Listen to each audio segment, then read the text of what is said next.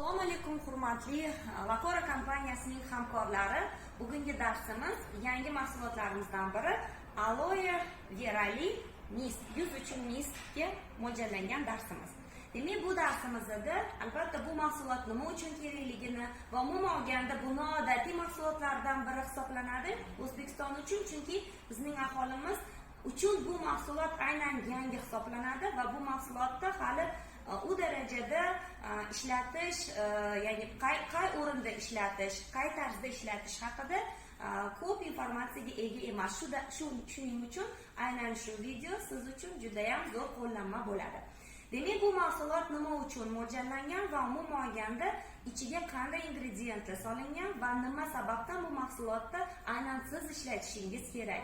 Ahamiyat bering yozilgan, demak ichidagi ingrediyentlar yozilgan do'skamizga.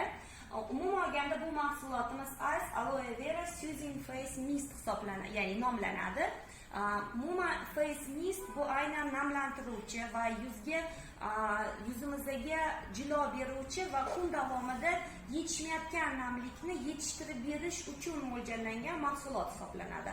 Bunda bo'lsa nafaqat namlantiruvchi, balkim aloe demak ingredient ham bor. Demak, bu namlantiruvchi, tinchlantiruvchi va yuzimizda kun davomida demak juda ham yaxshi kayfiyatda bo'lishingiz uchun va yuzingiz juda ham yumshoq va chiroyli bo'lishiga ham sabab bo'luvchi mahsulotlardan biri hisoblanadi. Kelib ahamiyat berishingiz mumkinki, ichidagi qaysi namlantiruvchilar aynan funksional vazifasini, ya'ni bu mahsulotda demak funksional vazifasini bajaruvchi namlantiruvchilari deb savol berishingiz mumkin. Bular propilen glikol va butilen glikollar hisoblanadi va undan tashqari yana 2-3 xil namlantiruvchi, ya'ni bu namlantiruvchilar solingan jamlanma desa ham bo'ladi. Juda ham ko'p namlantiruvchi ingrediyentlar solinib, bu eng zo'r va eng effektivniy namlantiruvchi mahsulotlardan biri hisoblanadi. Undan tashqari mahsulotning ichida emalen degan ham ingredient bo'lib, bu ingredient yumshatuvchi effektga ega.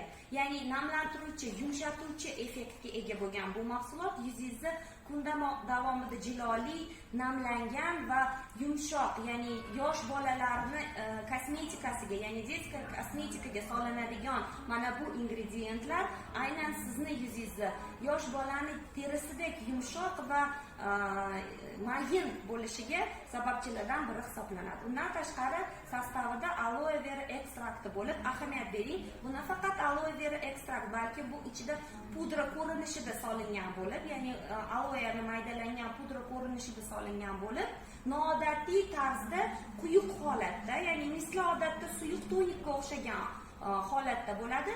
Biroq bu mahsulotimiz gel ko'rinishida bo'lib, aynan mana shu ingredient hisobiga, ya'ni aloe vera pudrani hisobiga bu mahsulotimiz ana shunday quyuq ko'rinishda va sizni yuzingizga sepilganda eng kerakli o'sha tinchlantiruvchi va aynan shu aloeni eng kerakli terimizga foydali hamma funksional vazifalari ichida jamlashgan.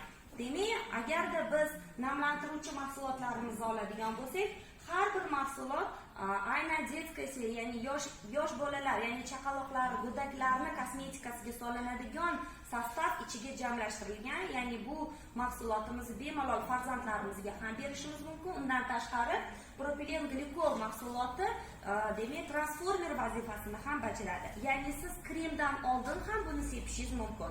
Ya'ni kremdan oldin va kremdan keyin sepgan taqdirda ham bu mahsulot sizni yuzingizga surtilgan Lakora kosmetikasini naborini ham terimizdagi chuqurlarigacha, chuqur teri qatlamlariga kirgizib beradigan transport vazifasini bajaruvchi mahsulotlardan biri ham ekan. Shu sababli marhamat qilib bu mahsulotni ishlatishingiz mumkin va ishlatish ya'ni spos применения, qay tarzda bu mahsulotni ishlatishimiz kerak va kun davomida necha mahal ishlatishimiz mumkin degan ham savollar berishdi ko'p martaba. Shu sababli tushuntirib o'taman. Ya'ni 20-25 sm uzoqlikda olib sepiladi. Ya'ni sepganingizdan so'ng bemalol 2-3 minutdan keyin bemalol ko'chaga ham chiqishingiz mumkin. Albatta SPF kremli surilgan bo'lsa. Ya'ni siz kosmetikangizni surib kun davomida sepib yurishingiz mumkin bu mahsulotni. va albatta tonik ham vazifasida ham juda ham zo'r ta'sir qiladi. Undan tashqari kun davomida necha marta sepish mumkin degan savol ham berishadi. Kun davomida siz bu mahsulotni 3-4 mahal ham sepishingiz mumkin. Ya'ni kun davomida yoningizda, uyingizda yoki ishxonangizda bu mahsulotni yoningizda saqlab tursangiz, kun davomida, ya'ni 2-3 soat oralig'ida sepib tursangiz, kun davomida siz yuzingiz namlangan va har doim ketma-ketlikda ishlatilgandan so'ng siz yuzingiz yoshargan, oqargan va chiroyli tus olganini ko'rishingiz mumkin. Marhamat, Valtora kosmetikasini ishlating va demak bu mahsulotlarimizni sifati bilan yaqindan demak tanishishingiz mumkin.